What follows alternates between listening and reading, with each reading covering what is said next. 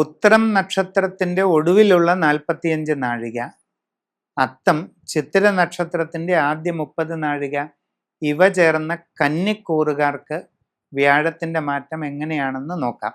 വ്യാഴം മാറി വരുന്നത് 10ലേക്കാണ്. ഗുണദോഷ സമ്മിശ്രമായ ഫലങ്ങളാണ് ഉണ്ടാവുക. തൊഴിൽ രംഗത്ത് അപ്രതീക്ഷിതമായി ചില തടസ്സങ്ങളുണ്ടാകും. പുതിയ ജോലിക്ക് ശ്രമിക്കുന്നവർക്ക് അതിന് കാലതാമസം ഉണ്ടായേക്കാം.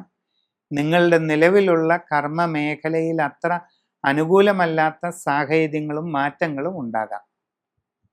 വിവിധ മേഖലകളിൽ സ്വന്തമായിട്ട് തൊഴിൽ ചെയ്തുകൊണ്ടിരിക്കുന്നവർക്ക് അത്ര തൃപ്തികരമല്ലാത്ത സാഹചര്യങ്ങൾ, സാമ്പത്തിക നഷ്ടങ്ങൾ, കാര്യപരാജയങ്ങൾ ഇതിനൊക്കെ സാധ്യതയുണ്ട്. പ്രത്യേകം ശ്രദ്ധിക്കണം. വിദേശ തൊഴിലിന് വേണ്ടി ശ്രമിച്ചുകൊണ്ടിരിക്കുന്നവർക്കും ചില തടസ്സങ്ങളൊക്കെ ഉണ്ടാകാം.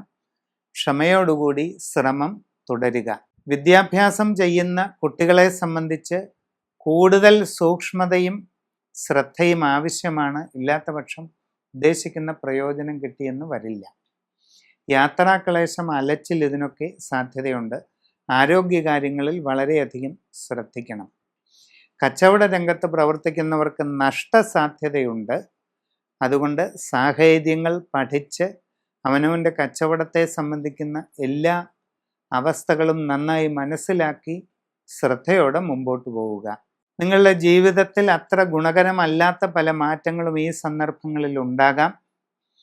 ഓം നമോ നാരായണായ എന്ന അഷ്ടാക്ഷര വിഷ്ണു മന്ത്രം പതിവായിട്ട് ചൊല്ലുന്നത് നല്ലതാണ്. വിഷ്ണു സഹസ്രനാമം ചൊല്ലുന്നത് നല്ലതാണ്. ഭഗവാന്റെ അതിവിശിഷ്ടമായ നാരായണ കവചം, നാരായണ കവച പൂജ ചെയ്ത് ഉപദേശം സ്വീകരിച്ച് ചൊല്ലേണ്ടതാണ്.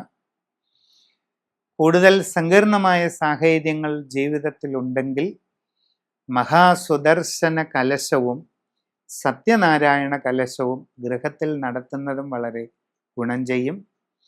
സമഗ്രമായ രാശിചിന്തയിലൂടെ ഉചിത പ്രതിവിധി കണ്ടെത്തി അനുഷ്ഠിച്ച് മുമ്പോട്ട് പോകുന്നതായാൽ എല്ലാ പ്രയാസങ്ങളെയും മറികടന്ന് നല്ല വിജയം നേടാൻ കഴിയും.